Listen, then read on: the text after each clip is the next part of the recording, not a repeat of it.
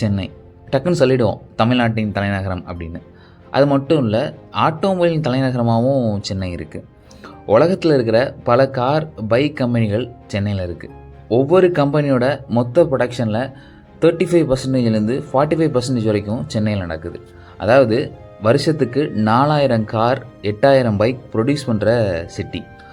எந்த இடத்துல ப்ரொடக்ஷன் அதிகமாகுதோ அங்கெல்லாம் மதம், தொன்மை, பழமைவாதம் அடிவாங்குன்னு மார்க்ஸ் சொன்னார். அப்படி பார்த்தா இங்கே ப்ரொடக்ஷன் அதிகம். மாடர்னைஸ்ட் சிட்டினாலும் மரபார்ந்த நம்பிக்கைகளை கெட்டியாக பிடிச்சி வச்சுருக்கு. மரபின் வேர்களை விடாமல் தேடி வரும் தலைமுறையும் இங்கே பார்க்க முடியுது. அடுத்த நிமிஷம் என்ன நடக்க போகுதுன்னு கெஸ் பண்ண முடியாத ஓட்டத்தில் ஒரு பிடிப்பு தேவைப்படுது. ஏதோ ஒரு நம்பிக்கையை ஆராயாமல் முழுசாக நம்ப மனசு விரும்புது. பொதுவாகவே வழிபாட்டு முறைகளில் கடவுளிகளின் வாகனங்கள் முக்கியத்துவம் பெறுகின்றன. விஷ்ணுவிற்கு கழுகு போல, முருகனுக்கு மயில் போல, சிவனுக்கு நந்தி போல, நம்மூர் காவல் தெய்வங்களுக்கு குதிரை போல நீட்டி முளைக்கி செல்வதற்கு கடவுள்களும் வாகனங்களும் உண்டு. ஆனால் Chennai bodyguard Muneeswarar bike, car, ஆட்டோவென பயணம் செய்கிறார். ஆம், இதுதான் மக்களின் நம்பிக்கை.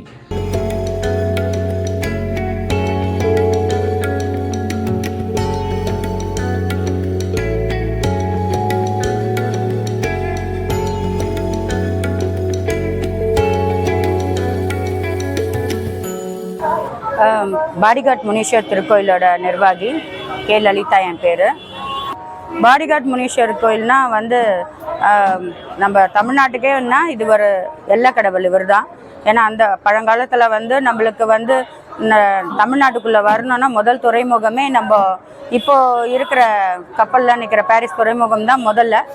அது ஃபஸ்ட்டு அங்கே தான் இறங்குவாங்க.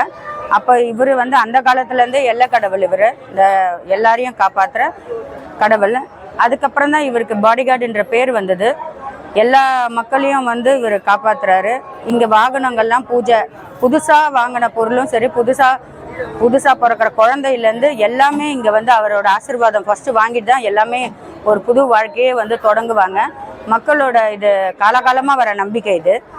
இங்கே ஊழியர்கள் எல்லா மதமும் எல்லா ஜாதியும் இனத்தரும் இருப்பாங்க. இங்கே மற்ற கோயிலில் இது மாதிரி பார்க்க முடியாது. இங்கே என்ன இஸ்லாமிய ஊழியரும் இருக்காங்க, கிறிஸ்தவ ஊழியரும் இருக்காங்க, இந்துக்கள், பிராமணர், இந்த மாதிரி எல்லாருமே இருக்காங்க. இங்கே எந்த பாகுபாடும் வேறுபாடும் எங்களுக்குள்ள கிடையாது. ஷோரூம் வாசலில் இறங்கும் வாகனம் பாடிகார்டு முனீஸ்வரின் தலைவாசலைத்தான் தொடுகிறது.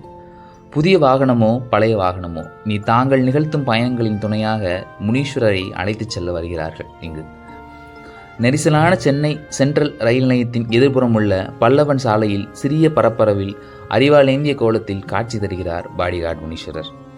வாகனங்களின் சாவி முனீஸ்வரின் பாதத்தில் வைத்து பூஜை செய்யப்பட்ட பின்னரே அங்குள்ள அர்ச்சகரால் கற்பூரம் ஏந்தி தேங்காய் உடைக்கப்பட்டு பாடிகார்டு முனீஸ்வரர் என பெயரெழுதி துணி கட்டப்பட்டு காரின் அடிப்பகுதியில் திருஷ்டி கயிறும் கட்டப்படுகிறது.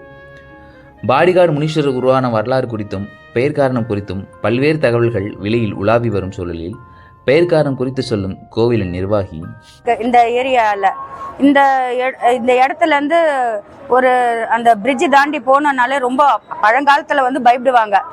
அப்போ இந்த பயணம் செய்கிறதுக்கு ரொம்ப பயப்படுவாங்க. அப்போல்லாம் இப்போ கூவமாக இருக்கிறது, அப்போ நதியாக இருந்தது, ரொம்ப பயப்படுவாங்க. அப்போ சுருட்டு பிடிச்சிக்கிட்டு ஒரு வயசானவர் கூட பேச்சு கொடுத்து நம்ம கூடயே வருவார்.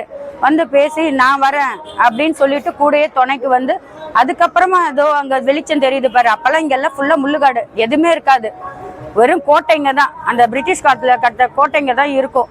அப்போ அந்த தாண்டி போகிறதுக்கு ரொம்ப பயப்படுவாங்க. அப்போ ஐயாவை இங்கேருந்து கடந்து போகிறதுக்கு ரொம்ப பயப்படுவாங்க. அப்போ இவர் கூட துணைக்கு ஒரு இதுவாக வந்தது. அதே நேரத்தில் இங்கே கோயில் பின்னாடி பார்த்தா இராணுவ தளம். இங்கே அப்போ பிரிட்டிஷர் அவங்களோட பாடி கார்ட்ஸ்லாம் இங்கே இருந்தாங்க. அவங்களும் ஜாதி மதம் வேறுபாடு இல்லாமல் எல்லாருமே வெள்ளைக்காரங்க கூட வழிபட்டவங்க தான் இந்த ஐயாவை. அந்த ஒரு இது அதுக்கும் இந்த ஃபர்ஸ்ட் இவருக்கு பேர் பழங்காலத்தில் எங்கள் பாட்டி முன்னோர்கள்லாம் சொல்லது கோட்டை முனீஸ்வரர். அப்போ கோட்டையாக இருக்கும், வேறு எதுவுமே இருக்காது இந்த ஏரியாவில். அப்போ அது கோட்டை முனீஸ்வரர் ஐயா தான். ஆனால் அந்த ஒரு பேரை வச்சு கோட்டை முனீஸ்வரர் கூப்பிட்டுட்டு இருந்தாங்க.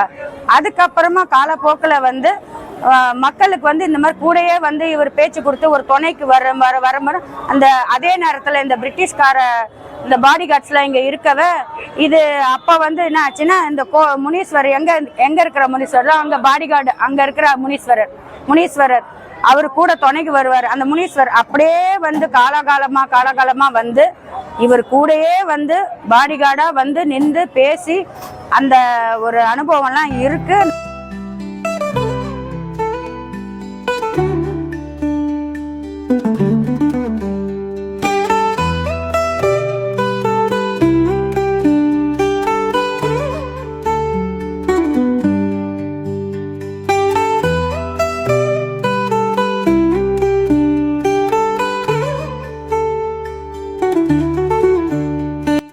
நம்பிக்கை உள்ள கோயில் இது.